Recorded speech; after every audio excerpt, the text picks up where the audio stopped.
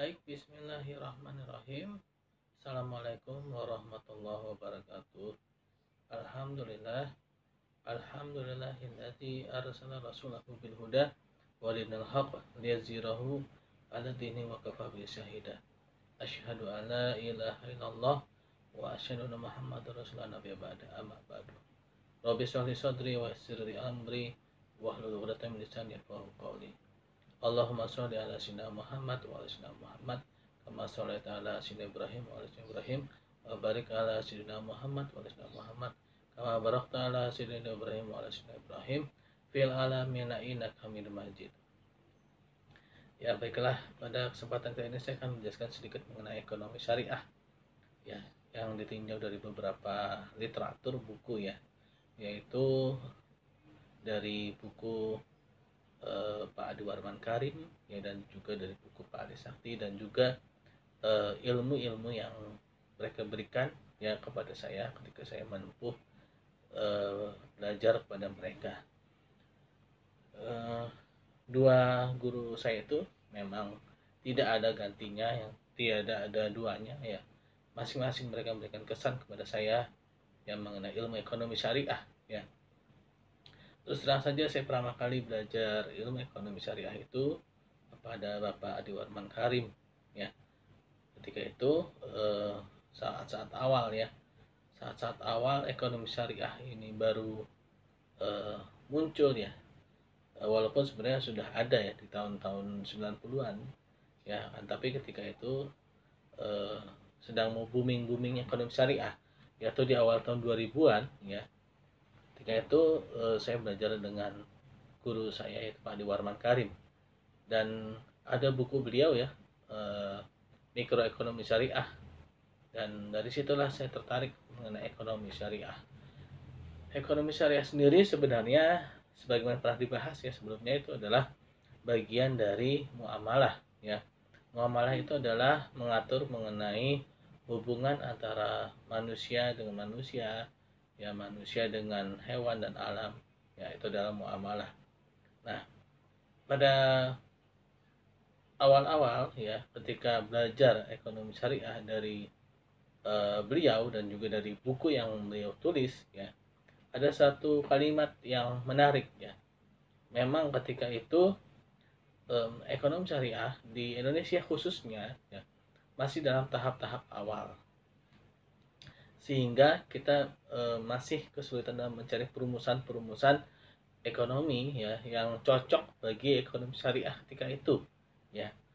Walaupun pada saat itu memang ekonomi syariah yang mana ditulis oleh Pak Adi Warman Karim ketika itu masih beliau menyebutnya sebagai mazhab mainstream, yaitu mazhab yang mana mengambil dari ekonomi konvensional ya, dan menghilangkan unsur-unsur yang membahayakannya seperti riba ya dan sebagainya. Akan tetapi dari segi rumusan ya, itu masih didominasi oleh ekonomi konvensional ya. Nah, ada satu kalimat yang menarik tadi ya, yaitu dituliskan la tusahihu jami'ah wal tukadibuhu jami'ah, dan janganlah kalian menolak, janganlah kalian menerima keseluruhannya atau mensahihkan keseluruhannya, dan janganlah kalian mendustakan atau menolak keseluruhannya. Maksudnya segala sesuatu ilmu yang datang dari luar sana ya, selain dari Islam, kita tidak boleh menerimanya begitu saja ya, dan juga kita tidak boleh menolaknya begitu saja.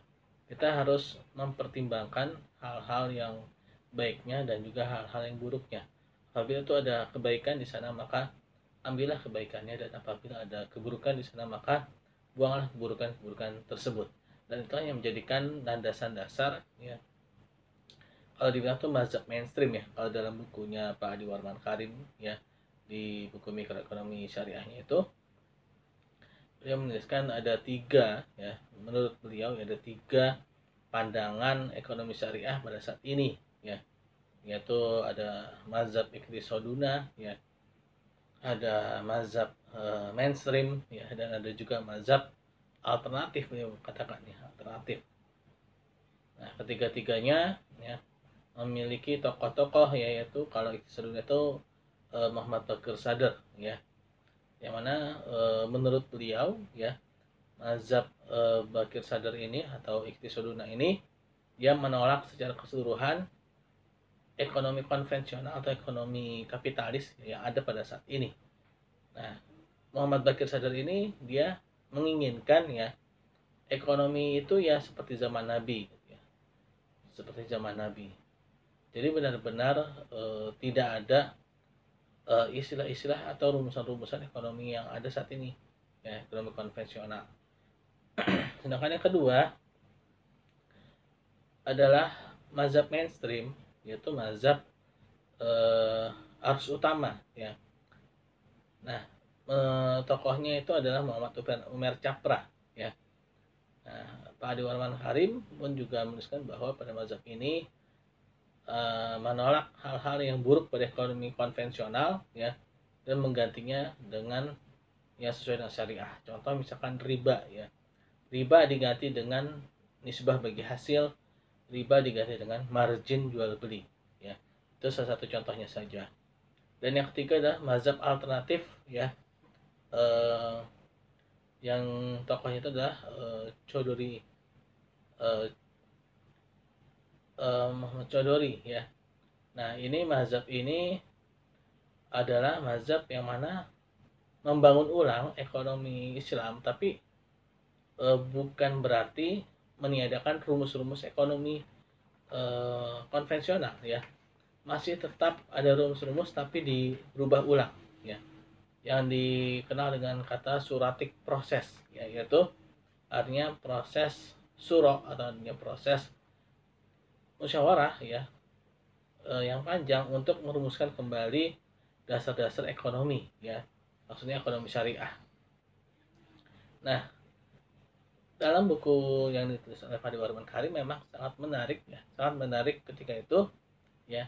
Terus terang saja saya menjadi menyukai ekonomi Islam karena memang dari sana ya, dari Pak Adi Warman Harim ya, yang mana beliau mampu untuk menampilkan rumusan-rumusan ekonomi Islam ya sebagaimana pada ekonomi konvensional ya. Memang ya kita ketika awal-awal sebelum mempelajari ekonomi Islam yang dituliskan oleh Pak Adi Warman Harim, kita selalu terjebak ya ketidakmampuan dalam membuat rumusan-rumusan ekonomi Islam ya, yang mana tidak seperti ekonomi konvensional, adanya diagram, adanya kurva dan sebagainya. Nah, itu membuat kita menjadi lebih tertarik untuk belajar ekonomi Islam ya. Nah, tetapi masih banyak hal-hal yang perlu diperbaiki ya, masih banyak hal-hal yang perlu diperbaiki, yaitu seperti kurva budget line ya, dan kurva inference curve ya. Nah, itu hanya bisa menampilkan dua keperluan saja ya kalau dalam ilmu ekonomi. Dan ketika itu memang dalam buku tersebut dituliskan bahwa kedua barang itu harus benar-benar dua barang yang halal ya. Dua barang itu memang dua barang yang halal, dan dikatakan di sana ya dalam buku itu bahwa seorang akan menjadi terpuaskan ya ketika bisa mengkonsumsi barang halal yang banyak. Nah, tetapi ini juga masih perlu dikoreksi ya. Koreksinya yaitu bukankah sebagai seorang muslim kita tidak boleh berlebih-lebihan ya. Mungkin ada maksud lain ya, yang mana pembaca belum mengetahui ya maksudnya apa gitu kan. Nah, tetapi ya memang itu adalah sesuatu yang luar biasa ya, luar biasa bagi suatu gebrakan ekonomi syariah ketika itu ya. Walaupun sekarang mungkin sudah banyak sekali ya, pandangan-pandangan ekonomi syariah yang memang mungkin lebih bisa membangun lagi mengenai ekonomi syariah ya, sebagaimana yang dilakukan oleh Pak Dr. Ali Sakti ya. Beliau menulis sebuah buku ekonomi syariah yang pernah saya sajikan ya sebelumnya. Nah, di situ mulai ada kritikan-kritikan mengenai ekonomi konvensional ya, seperti permasalahan ekonomi yang berbeda ya. Nah, menurut Pak Dr. Ali Sakti ya, permasalahan ekonomi syariah itu berbeda dengan ekonomi konvensional. Sebagaimana telah kita ketahui bahwa ekonomi konvensional itu mempunyai permasalahan pada scarcity atau kelangkaan ya. Kelangkaan, adanya keterbatasan sumber faktor produksi ya, yang dihadapkan dengan keinginan ya. Nah, pada ekonomi konvensional ya, adanya bias antara keinginan dengan kebutuhan ya. Terkadang dikatakan ada scarcity, ada kelangkaan antara sumber faktor produksi dengan kebutuhan. Terkadang juga disebutkan dengan keinginan. Nah, dalam ekonomi Islam ini dibedakan ya. Dalam ekonomi Islam antara keinginan dan kebutuhan itu dibedakan. Keinginan itu adalah sesuatu yang berasal dari nafsu kita ya. Berasal dari nafsu kita. Keinginan, segala sesuatu pasti kita inginkan ya. Segala sesuatu pasti kita inginkan dan tidak akan pernah ada puasnya. Sebagaimana dalam sebuah hadis ya, apabila seorang manusia ya memiliki satu lembah emas, maka dia akan menginginkan 2 lembah emas. Dan apabila dia memiliki 2 lembah emas, maka dia akan menginginkan 3 lembah emas. Dan apabila dia memiliki 3, dia akan memintanya lebih dan sampai akhirnya tanah yang menutup mulutnya. Artinya apa? Sampai akhirnya dia mati, barulah keinginan itu akan berhenti ya. Nah, itulah namanya keinginan. Beda dengan kebutuhan ya. Kebutuhan itu adalah apa yang dibutuhkan ya. Contoh misalkan ya, kita mungkin ketika lapar ya, itu keinginan kita tuh makan mungkin sampai berpuluh-puluh piring gitu ya. Kan tapi ketika kita makan baru 1 piring itu sudah kenyang. Nah, itulah yang namanya kebutuhan kita. Nah, dalam ekonomi Islam ini dibedakan antara keinginan dan kebutuhan. Dan lalu yang dipermasalahan bukanlah di situ ya. Ekonomi Islam tidak pernah membahas mengenai kelangkaan ya, karena pada dasarnya manusia apabila berdasarkan pada kebutuhan, maka kelangkaan itu tidak akan pernah ada ya. Kelangkaan itu tidak akan pernah ada. Yang terjadi permasalahan dalam ekonomi Islam itu, menurut ekonomi Islam ya, permasalahan ekonomi itu adalah terletak pada distribusi ya. Distribusi sumber faktor produksi, adanya ketidakadilan pada pendistribusian sumber faktor produksi. Ada pihak yang mengalami kelebihan yang luar biasa, ada pihak yang mengalami kekurangan yang luar biasa juga. Dan itulah yang menjadi permasalahan ekonomi. Nah, ketika zaman Rasulullah SAW dan para sahabat terjadi pendistribusian yang sangat adil, sehingga permasalahan ekonomi ketika itu tidak menjadi begitu besar ya, karena permasalahannya sudah terpecahkan ya. Dan pada saat inilah yang terjadinya pendistribusian sumber faktor produksi yang tidak benar, yang tidak adil, dan inilah yang akhirnya menjadi permasalahan ekonomi yang besar ya. Belum lagi dipicu dengan motif ekonomi ya. Sebagaimana telah kita ketahui dan kita pelajari, mungkin yang terbelakang ekonomi kita sudah tahu lah ya. Motif ekonomi itu adalah berkorban dengan sedikit-sedikitnya ya untuk mendapatkan hasil yang sebesar-besarnya. Nah, ini juga merupakan suatu kesalahan yang besar ya. Di satu sisi kita sudah dipicu dengan adanya kelangkaan ya, dengan adanya kelangkaan, dengan adanya keterbatasan sumber faktor produksi, seolah-olah tidak ada yang mengatur ya, seolah-olah Allah Subhanahu wa taala itu tidak ada ya. Kita mengatakan kelangkaan, kita mengatakan tidak ada, berarti tidak ada yang mengatur gitu kan. Nah, bukankah Allah Subhanahu wa taala telah mengatur segala sesuatunya ya, telah mencukupkan kehidupan manusia ini di muka bumi gitu kan. Nah, di sisi lain ditambah lagi dalam ekonomi konvensional ini adalah motif ekonomi yang mana mengatakan bahwa kita harus berkorban sedikit-sedikitnya untuk mendapatkan hasil yang sebesar-besarnya. Nah, ini akhirnya menjadi masalah lagi ya. Nah, belum lagi prinsip-prinsip ekonomi ya, yang mana prinsip-prinsip tersebut juga semakin memperparah kondisi seseorang dalam menyikapi persoalan ekonomi yang ada, ya. Nah, itulah kesalahan-kesalahan mendasar pada ekonomi konvensional yang mana sangat berbeda sekali dengan ekonomi Islam yang dijelaskan oleh Pak Dr. Ali Sakti dalam bukunya, ya, dan juga dalam kuliah-kuliah yang diberikan olehnya, ya. Dan juga landasan-landasan dasar, landasan-landasan pemikiran, ya, yang menjadikan ekonomi konvensional itu kenapa bisa seperti itu, ya. Karena memang adanya paham-paham pemikiran-pemikiran ekonomi konvensional yang mana pemikiran itu memang menjadikan seperti itu, ya, seperti adanya rasionalisme, ya, rasionalisme, ya. Nah, rasionalisme atau rasionalisme, ya, mengatakan bahwa seseorang yang dikatakan bahagia itu adalah orang yang memiliki banyak harta, ya, atau banyak kenikmatan atau banyak kebaikan, ya. Kebaikan maksud itu adalah adanya harta, ya. Nah, dikatakan orang yang rasional itu adalah orang yang dia